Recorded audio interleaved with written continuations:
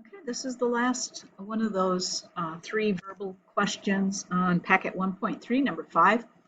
And it says that we have the lengths of the sides of a right triangle. So I have pulled up a right triangle here, are measured as 3 consecutive even numbers.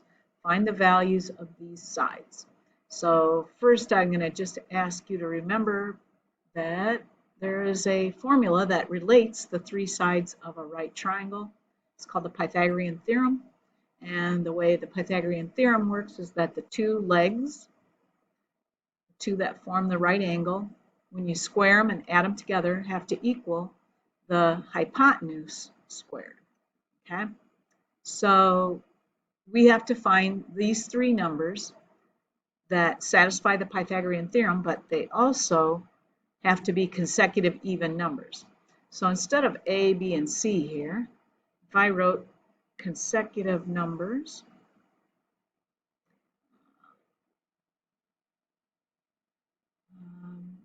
if I just had consecutive numbers, they'd be x, then the next one would be x plus 1, and then the next one would be x plus 2. That would just be consecutive. But we need it to be consecutive even numbers. So let's say my first number was an even number. Say x is even. And then to get the next even number, I would have to add 2 to get the next one. And then for the next one after that, I'd have to add 4. Now this also would work for odd numbers, right? If my first number was odd, the next consecutive odd number would be add 2 and then add 4. Anyway, this is what we want to use right here for the sides of our right triangle. So we'll say that this is the x, and the longest one has got to be x plus 4, right? So we know that one has to be, always the hypotenuse will be the longest side. And then the other leg will have to have x plus 2. All right, so now we just simply use the Pythagorean theorem here. So we have a squared, which ours is x squared. And then this side squared. Well, I'm going to put parentheses around it because I'm going to square that side, is equal to the hypotenuse squared, which is x plus 4 squared. All right, now we have to do a little bit of foiling that out. So if I go over here, x plus 2 times x plus 2, you can almost do that in your head. So you'd say x squared, when I do first times first, then outers, 2x plus 2x. Those are like terms, so I'm going to add those together. So I have x squared, 2x plus 2x is 4x, and then my last times last is 2 times 2, which is 4. That first one is x squared. Okay. All right, and now to do the same thing with the x plus 4, I have to square that out with FOIL. X times x is x squared. 4x plus 4x is 8x when I add those, and 4 times 4 is 16.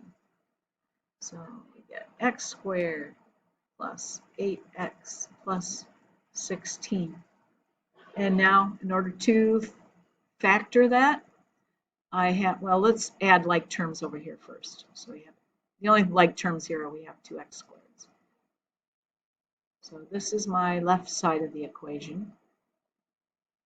And I need to get everything over to one side so that I have 0. And then I'll be able to factor it. So if I take 2x squared minus 1x squared, I subtract there, I'll have 2x squared. 4x minus 8x is a negative 4x. And 4 minus 16 would be negative 12. Okay, so this is the equation that I'm going to need to factor from here. Once I get the first number, I'm going to sub in to get the second and third. Now, remember you're going to get 2 solutions, right? We'll have 2 sets of parentheses. The problem is with one of the solutions, you're going to get a negative number. And you're going to throw that answer away because x can't be a negative number because it's the length of a side. So only one of the 2 solutions that you get from here will work. All right, go ahead and finish that up.